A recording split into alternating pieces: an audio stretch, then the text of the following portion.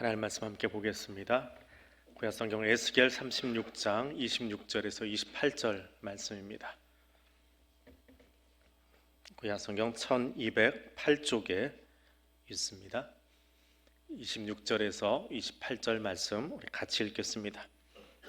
또 새 영을 너희 속에 두고 새 마음을 너희에게 주되 너희 육신에서 굳은 마음을 제거하고 부드러운 마음을 줄 것이며 또 내 영을 너희 속에 두어 너희로 내 율례를 행하게 하리니 너희가 내 규례를 지켜 행할지라.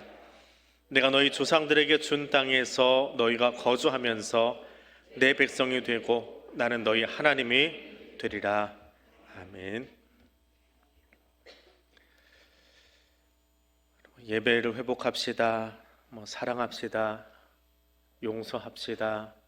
배려합시다. 이 단어들 모르는 건 아니지요. 그런데 참 못하던지 안 되는 것인지 늘 듣지만 잘 안 되고 있는 것 중에 하나입니다. 요즘처럼 회복이라고 하는 단어가 많이 쓰인 때도 없습니다. 모두들 말은 회복을 이야기하지만 정작 회복을 이루기 위한 나를 향한 실천은 어떠냐 하고 물으면 갸우뚱해질 수밖에 없습니다. 목양실에 가면 제 책상 뒤에 의자 뒤쪽으로 기타가 하나 있습니다. 자주 튕기지는 않는데 거기다 벽에다가 걸어놨다가 필요할 때면 제일 먼저 하는 일이 그 기타를 들고 줄을 조율을 하는 겁니다. 그냥 팽팽하게 잡아당겨 놓으면 그 목이라고 표현하죠. 그 네 개 다 휘어져 버리기 때문에 줄을 다 풀어 놓습니다. 그리고 사용하기 전에 우선은 줄을 조여서 튜닝을 시켜야 됩니다. 요즘 튜닝기가 없어도 휴대폰에다가 앱만 깔아 놓으면 음을 잡아주기 때문에 어렵지 않게 튜닝은 할 수 있습니다. 기타가 아무리 깨끗해도 먼지 잘 털어놔도 튜닝기하고 소리가 맞아야 그 다음에 비로소 기타로서 소리를 내고 또 연주를 할 수 있습니다. 마찬가지로 우리의 삶도 기준이 되는 그 무엇인가에 우리의 소리를 맞춰야 됩니다. 내 목소리로 사는 것이 아니라 기준이 되는 나의 튜닝기가 되는 말씀에 맞추어야 합니다. 에스겔서 33장에서 48장은 회복을 이야기하고 있습니다. 특별히 이스라엘의 회복을 이야기하는 그런 내용입니다. 오늘 보면 36장 바로 앞에 있는 35장에서는 에서의 후손인 에돔 땅 그리고 그 에돔 땅을 대표하는 세일산의 멸망을 다루고 있습니다. 하나님이 그 에서의 땅, 에돔의 땅을 지구상에서 흔적도 없이 지워버리겠다라고 하는 무슨 심판의 메시지를 전하고 있습니다. 그리고 36장에 들어와서는 세일산과 반대로 이스라엘 산들에게 예언하여 이른다라고 말합니다. 지금은 비록 사방으로 둘러싸여 있는, 그래서 이방인의 비방거리가 되고 조롱거리가 되어 있는 이스라엘이지만 그 이스라엘 산들을 내가 회복시키겠다라고 하나님께서 말씀하십니다. 아수르에게 망해버린 북이스라엘 그리고 바벨론에게 의해 없어진 남유다의 회복을 이야기하고 있는 것이 36장입니다. 근데 그 이스라엘의 회복을 이야기하면서 산들아 들으라 여호와께서 말씀하신다. 이스라엘의 산을 의인화시켜서 이야기를 시작하고 있습니다. 지구상에서 흔적도 없이 지워버릴 에돔의 세일산과 다르게 이스라엘의 산들을 회복시키겠다라고 말합니다. 근데 회복을 이야기하면서 보니까 이스라엘 백성들이 어떻게 했느냐, 하나님의 이름을 온 땅 가운데서 더럽혀 놨습니다. 하나님을 욕되게 만들었습니다. 그래서 하나님이 그들을 향해 진노하셨고 세계 가운데 흩어 놓으셨습니다. 그럼에도 불구하고 하나님이 다시 돌아오게 하겠다라고 하는 것이 중반 이후의 말씀입니다. 근데 하나님은 그 회복을 위해서 우리에게, 나에게 새 영을 주시겠다 말씀하십니다. 이스라엘의 회복을 위해서 하나님께서 하시는 것은 땅의 회복도 아니고 건축도 아니고 조직을 다시 갖추거나 역량을 갖추는 것이 아닙니다. 새 영을 내 안에 두겠다라고 말씀하십니다. 예배를 회복합시다, 사랑합시다, 용서합시다, 배려합시다. 몰라서 못합니까? 알고 있습니다. 설교 한두 번 들었습니까? 신앙생활 한 연수만큼 들었을 겁니다. 기도 한두 번 합니까? 기도 자리 수시로 왔다 갔다 하고 집에서도 하고 참 많이 합니다. 그럼 그렇게 할 때마다 다짐은 몇 번이나 했습니까? 내 나이에 곱빼기는 했을 겁니다. 근데 왜 안 됩니까? 코로나 이후에 교단총회가 또 우리 교회가 표어로 잡고 있는 내용들이 계속 회복에 관련된 메시지들입니다. 내후년도, 내년 거는 이미 결정이 됐고요. 후년도 표어도 치유를 주제로 해서 표어를 잡자 하고 지금 연구에 들어가기 시작했습니다. 왜 안 되고 있습니까? 표어가 부족해서 그렇습니까? 열심히 부족해서 그렇습니까? 아닙니다. 열심으로 따지면 대한민국 국민만큼 열심을 내는 민족이 전 세계 어디에 또 있습니까? 아무도 따라올 수 없습니다. 그런데 그 열심이 문제입니다. 내가 열심히 냅니다. 내가 너무 강합니다. 내가 너무 강하니까 내 안에 다른 사람의 의견이나 다른 사람의 생각이나 다른 사람의 말이 들어오는 것을 막아버립니다. 용납할 수가 없습니다. 시인과 촌장의 하덕규 씨가 부른 가시나무라고 하는 CCM이 있습니다. 저걸 가요라고 하시는 분들이 있는데 하덕규 씨가 부른 CCM 복음성가입니다. 그 가사 첫 줄이 이렇게 되어 있죠. 내 속엔 내가 너무도 많아. 당신 쉴 곳이 없네. 내가 너무 가득 차서 예수가 들어올 자리가 없다는 거예요. 예수님이 내 안에 들어와서 쉬실 곳이 없다는 거예요. 그만큼 나로, 내 생각으로, 내 주장으로 가득 차 있더라라고 하는 겁니다. 하덕규 씨가 하나님 말씀과 내가 죄인이라고 하는 그 사이에서 생긴 갈등 때문에, 그 영적 괴리감 때문에 굉장히 힘든 시간을 보내고 있었다고 합니다. 예수는 영접했지만 여전히 자신 안에 있는 이기심, 그리고 겉으로는 보이지 않는데, 다른 사람에게는 보이지 않는데 나만 알고 있는 그 죄의 더러운 문제들 때문에 굉장히 힘들어하고 있었습니다. 그런데 어느 날 가시넝굴 가운데서 피 흘리고 계신 예수님의 형상이 머릿속을 스치고 지나가면서 이거구나, 내 안에 내가 너무 가득 차 있었구나 하고 10분 만에 지은 노래가 저 노래랍니다. 대단하시죠? 저분 노래를 시점부터 그렇게 지었대요. 뭐 몇 날 며칠 고민하는 게 아니고 이렇게 이미지가 떠오르면 그거 가지고 한 10분, 뭐 한 시간 너무 길고요. 뭐 그 안에 노래를 하나씩 만들었다고 합니다. 근데 더 놀라운 게 있습니다. 저 가시나무도 유명한데 저걸 리메이크한 사람이 있습니다. 다른 버전으로 조금 다르게 만든 게 있는데 조성모 씨가 저걸 리메이크해서 불렀어요. 그리고 그게 또 히트를 쳤습니다. 그것 때문에 그 같은 곡인데 약간 리메이크한 버전이 있다 보니까 이 CCM이 아닌 가요처럼 돼버렸는데, 그 조성모 씨가 가시나무를 리메이크 했을 때 저 사람이 불신자였대요. 근데 리메이크해서 가시나무를 부르다 보니까 이게 히트를 치는 거예요. 그러니까 히트 치니까 어떻게 해야 돼요? 더 자주 불러야지요. 더 많이 불려다니고 더 자주 부르게 됩니다. 부르다 예수 영접했대요. 조성모 씨가 저거 리메이크해서 부르다가 예수를 만났대요. 내 안에 내가 너무 강하구나. 처음엔 뭔지 모르고 그냥 노래가 좋아서 부르기 시작했다가 예수를 영접했다라고 하는 간증이 있습니다. 내 안에 예수님께서 들어와 계실 곳이 얼마나 있습니까? 들어도 변하지 않고 읽어도 적용하지 않고 말씀하셔도 내 자아가 너무 커서 변하지 않는 나의 죄인된 모습은 어떻게 해야 됩니까? 하나님께서 내게 주신 답입니다. 내가 네 안에 새 영을 부어주겠다. 내가 새 영, 성령으로 내 안에 너와 함께하겠다. 왜? 내 자아가 너무 크니까 내가 내 안에 들어가서 너와 함께하겠다. 내 자아로 움직이지 말고 말씀 들어도 변하지 않는 그 모습, 그 모순된 내 모습으로 살지 말고 나의 영으로, 내가 내 안에 넣어준 성령으로 말미암아 회복의 삶을 살아라 말씀하십니다. 회복이 안 되는 이유, 내가 너무 강해서 그렇습니다. 내 뜻대로 안 되면 못 견디는 나는 참 변하지 않는 죄인입니다. 하나님은 그런 이스라엘에게 그리고 나에게 하나님께서 주시는 새 영을 내 속에 둔다라고 말씀하십니다. 새 영, 성령을 이스라엘의 마음 가운데 그리고 오늘 나의 마음 가운데 주심으로 새로워지는 은혜를 경험하는 저와 여러분 될 수 있기를 원합니다. 두 번째로 굳은 마음을 부드러운 마음으로 바꾸시는 하나님의 은혜가 있습니다.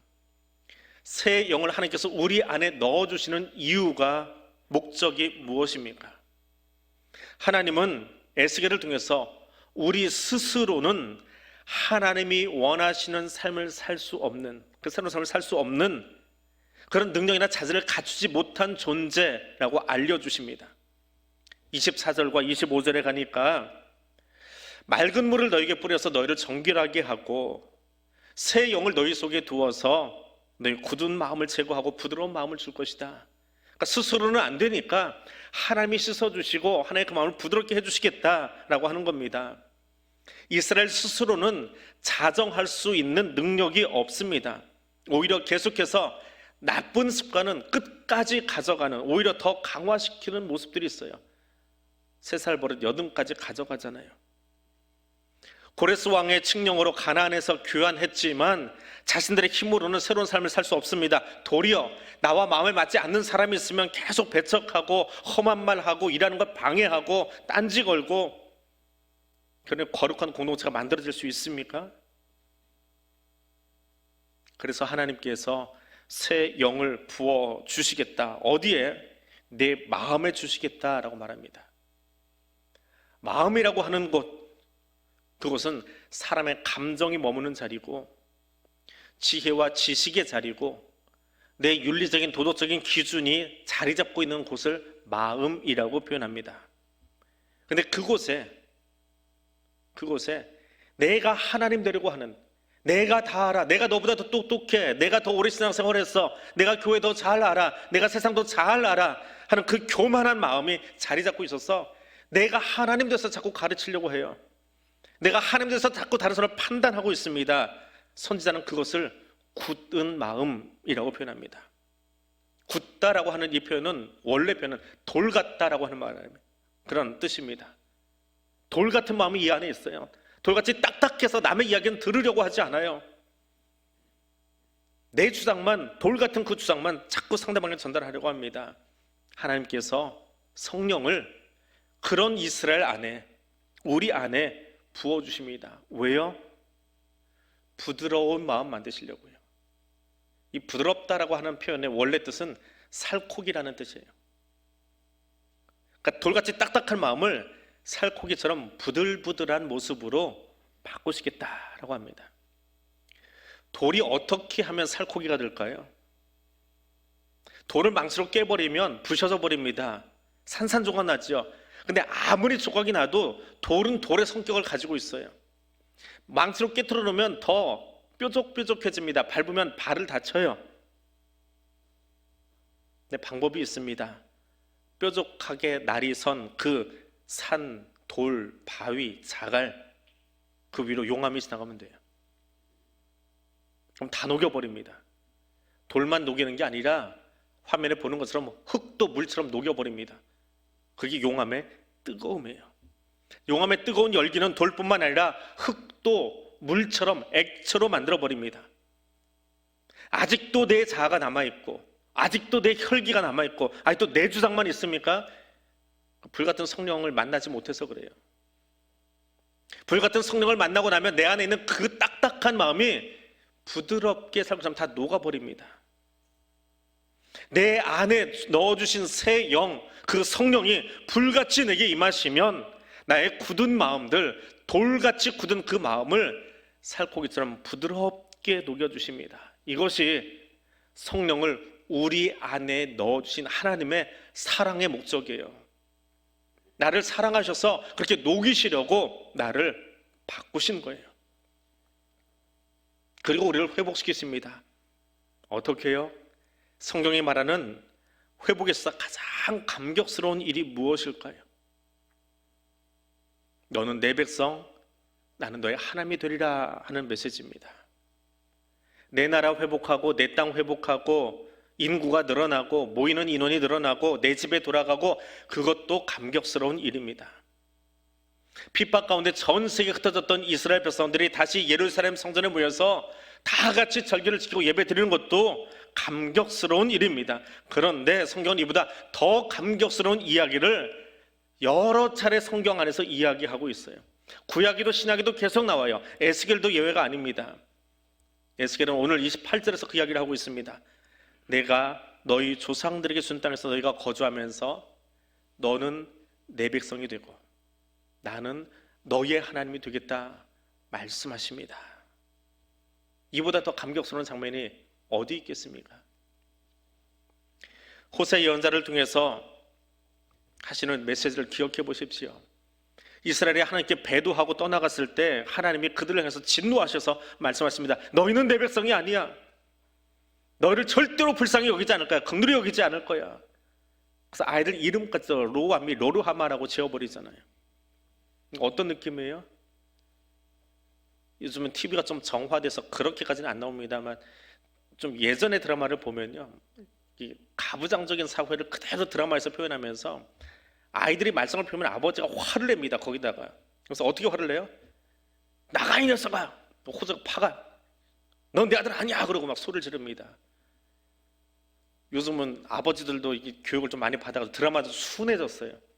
근데 옛날 드라마 속에 가부장적인 아버지들은요, 정말 모진 말들을 막 뱉어냈어요. 그 모진 말 속에 자라난 세대가 여기 있으니 얼마나 힘들었겠어요. 근데 그런 느낌이에요. 하나님이 호사를 통해서 이스라엘에게 이야기합니다. 너는 내 아들 아니야. 너는 내 백성 아니야. 불쌍히 여길 터럭도 없어. 긍휼히 여기지 않을 거야. 근데 한 장을 못 넘어가세요. 하나님의 마음을 돌이키세요. 원래 모자란 걸 어째? 원래 죄인인 걸 어째? 너희는 내 백성이야. 나는 너의 하나님이 되어줄 거야. 내가 너희를 긍휼히 여겨줄게. 그 마음이에요. 저나 여러분이나 지금 에덴 밖에 살고 있잖아요. 여기는 에덴이 아니라 에덴 밖에 삶이잖아요.